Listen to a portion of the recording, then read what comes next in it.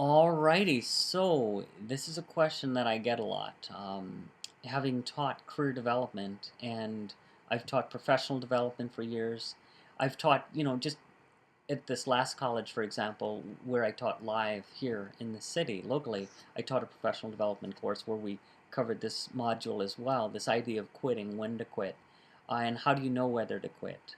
Well, quitting I don't know if you are aware of this, but 85% of the research shows that people quit 85% of the time when there's a lack of communication in management. One of the seminars that I delivered, it was at a rehabilitation center here in Cincinnati. It was through a university, and we talked about teamwork, leadership, conflict resolution, and we talked about motivation. And one of the things we talked about was reward incentive theories.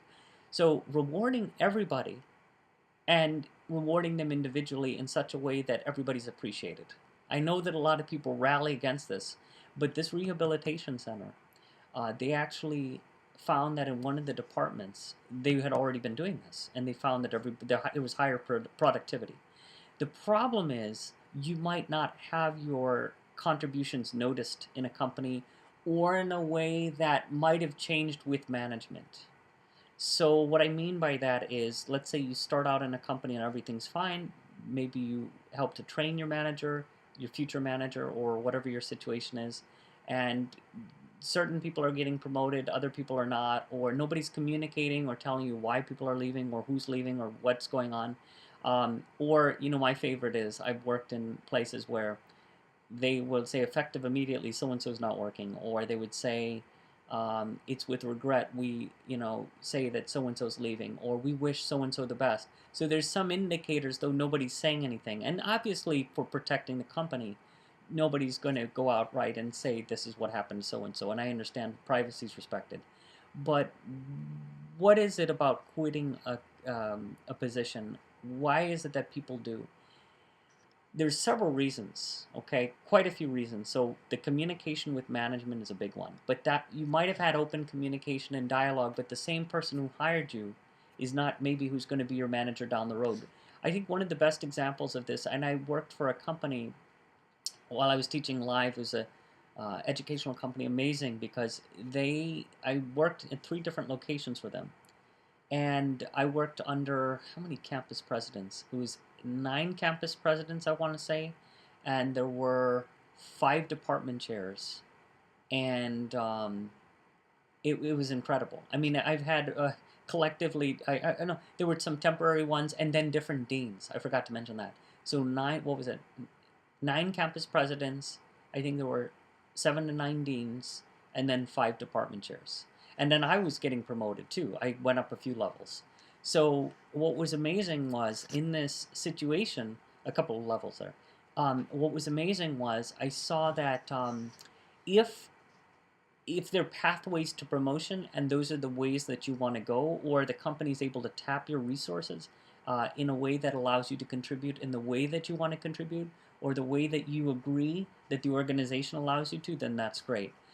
There's other things you need to realize, that if you don't get promoted, it's not necessarily personal. Or let's say you've had a situation where you were promoted and then you lost your job because of financial reasons that they had, and then they don't put you back into the position if it's not performance based, and they said it's not performance based. They have the right to do that. If they maybe they can find somebody else and put that person in your spot, what was your spot, if they recreated the position. Where you got to watch out though is then if the word is not kept, because if it's not a written contract, if a company doesn't, promise you, hey, we're going to give you this, and even then you got to look at it carefully, because a lot of companies are at will. At any time, they can do anything unless you have some sort of situation that is, EEOC compliant that you have to look at. That's a whole other bag. But a lot of times, something might look personal to you, but it's not personal in the sense that in the way that you think it is. But because there's no communication about it, nobody's telling you anything about it, you decide to not know what to do about it, and you stay puzzled. I've seen these tense kind of organizations. I've seen organizations with a lot of micromanagement. I've also seen organizations that have more flexibility, and they really value people, and they can do it differently. People do it differently. There's some organizations where you see that people get holiday cards and gifts, and it's signed. The boss sends the card personally, and there's this enthusiastic response. But let's say your personality type is not the type to really care about that. I mean, Tony Alessandro reminds us there's the thinker, relator, socializer, and director. Well, let's say you don't have you're not that type, or your boss is not that way. Can you document some of your accomplishments if you're not getting those cards, or if you are getting those cards, can you note achievements in a performance evaluation? Is your company even having a performance evaluation? I remember this is something that I would actually ask certain bosses. Do you have a perform? In some places, no. Yeah, I've had in the past where they didn't have it. That's a red flag. Not in all cases, but it's a red flag because then you got to watch your your career advancement. And why I say this is because I once, and I still actually am friends with him. There was a coworker I had from a college here in the area, and he had applied for a dean's position at it was the sister campus, but it was located elsewhere, and he had the full blessing of the college, but they did not accept him. And he showed me the letter, and this thing, it shook me to the core. You know why they didn't advance him? He had his PhD and everything.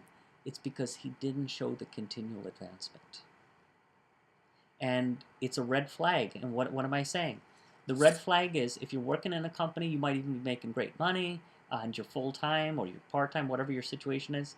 If nobody's changing your pay, it's not going up incrementally, or if you have a contract position and maybe you have a 1099 situation, it looks great, everything's great.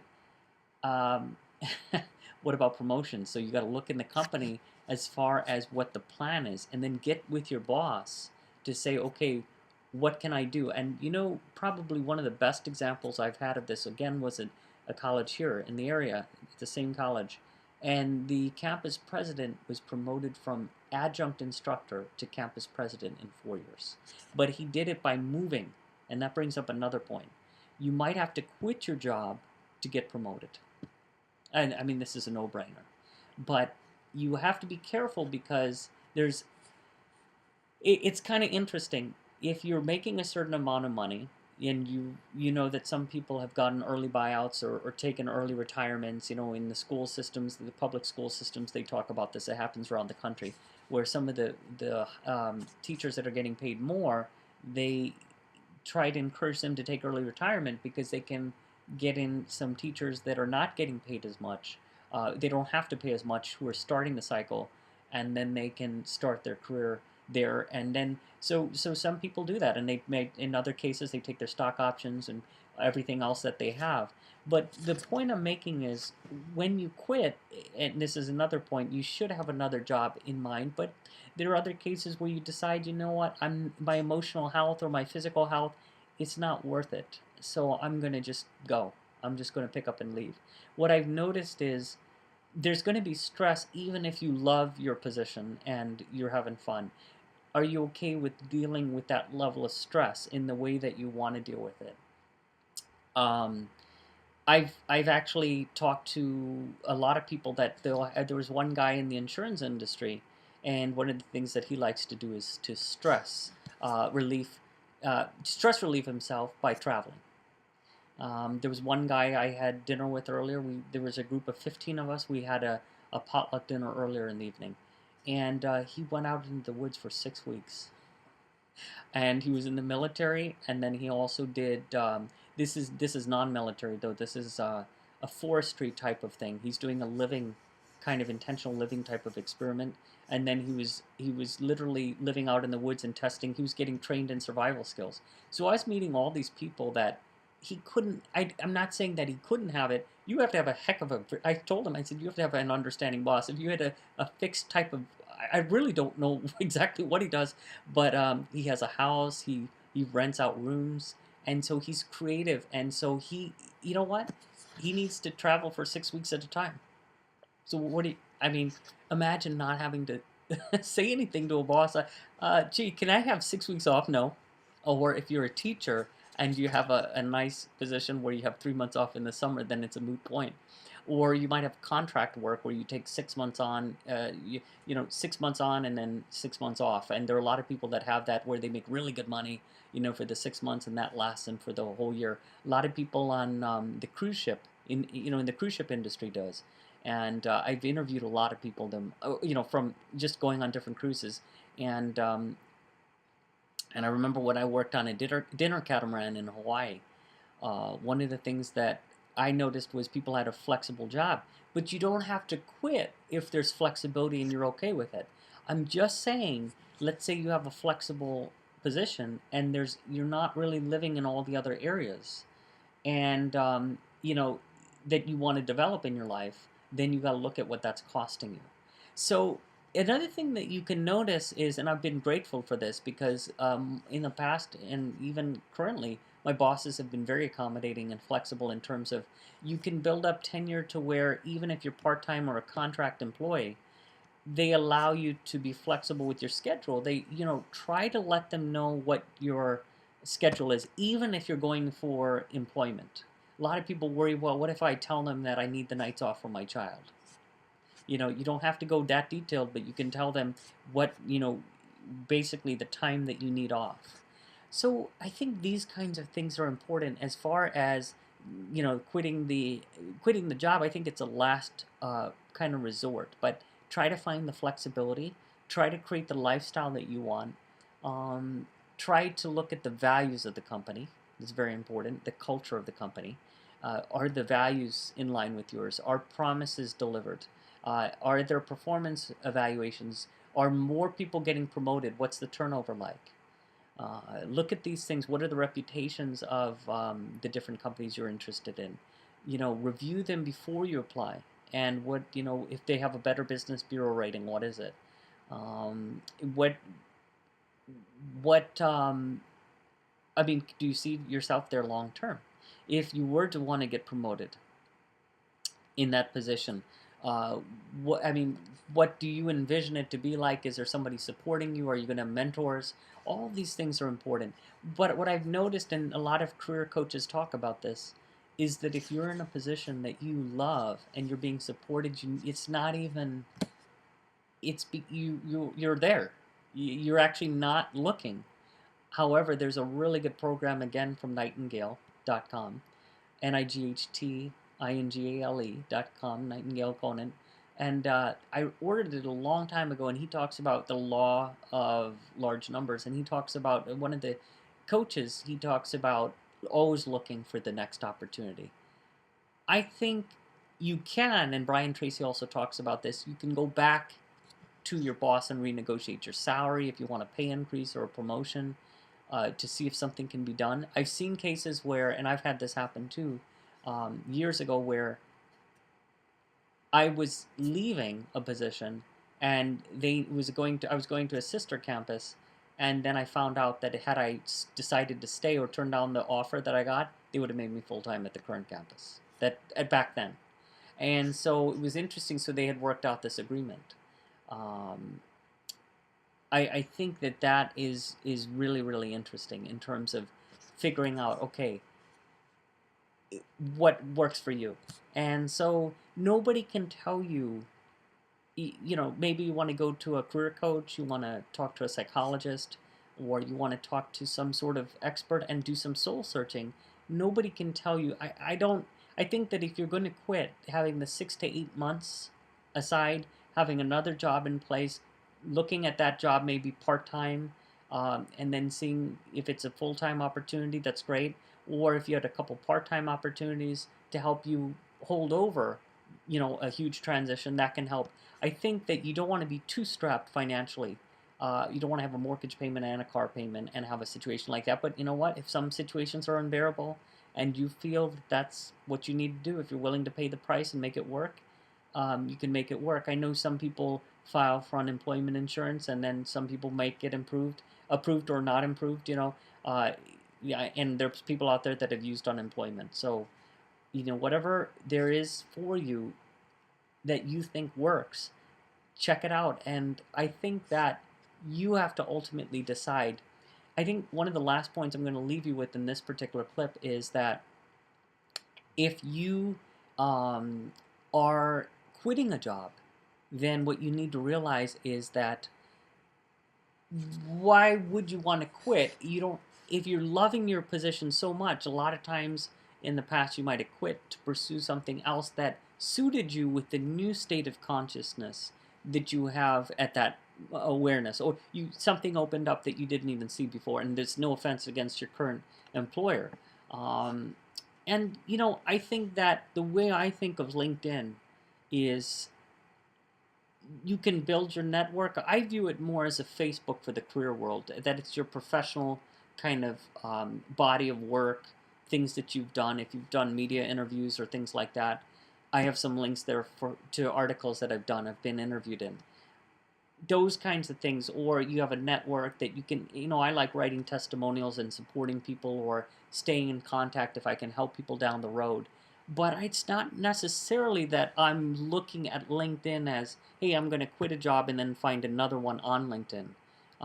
People do use that, but it's kind of nice to know that if you do have a network, they say that you're 63 to 66% more likely to find your job that way through your network, and so that's why social media helps versus 33% finding it through a job board like CareerBuilder or Monster.com, which are great boards, or some other board.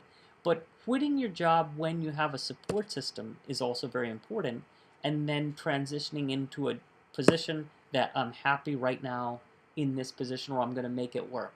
I've noticed that the lifestyle moving into a direction to where the work fits into a work-life balance is helpful. I actually did a seminar on this, and I'll do another video clip on this topic. But I just wanted to share some thoughts about quitting a job, whether or not it's something that you want to do, and look at the consequences. So to basically sum up, you want to look at if you can have effective communication with the management. Ask what's on your mind, and you don't want to be treated in a hostile kind of way either, or you don't want to be treated in a way where nobody's communicating with you. But at the same time, is there some way that you can kind of get an understanding of why something didn't happen or did happen? Oh, promise was delivered or wasn't delivered. That's number one. Number two, are there pathways to promotion? Look at the indicators. Um, if nobody's really getting, or there are not many positions opening up, or it's not, look at the steady growth too. This is very important. Look at the steady growth of the company and make sure it's growing steadily. There's some companies that claim to have explosive growth, and then they have a series of layoffs some years later because they have to downsize to get to their correcting point. Um, Three is essentially you want to make sure that you maybe try to find out that maybe you can adjust your schedule. Number four, are you able to have another position lined up, or can you transfer even in another department in the same company? And maybe they're okay with that. Number five, understand too that there are going to be shifts with different managers and different leadership styles, and you need to learn how to operate among them. And so, if it's not all about the personalities in all cases, but is it something that you can kind of adapt to and realize, what, I'm going to keep my eyes on the long term? And you can learn from a variety of situations in the workplace, so that's important. And I think we're at number six. One of the main points I think is also, can you design a lifestyle that allows you to maybe move to another position that gives you increased flexibility, even if it decreases a little bit in pay, and maybe can you move to another state, and maybe you change scenery. And I had a friend do this, and he absolutely loved it. Or maybe you can develop something else on the side that takes off. There was another coworker I know from another company. He has an antique furniture business, and he quit a leadership position to get back into that business. And he loves the time he spends with his family. So there are different reasons that you quit, and it's not that there's one size fits all and, okay, this is it, I'm going to quit. And you don't have to even quit with anger. In fact, it would be better that you don't quit with any kind of burning your bridges approach. You want to make sure you have positive references whenever possible.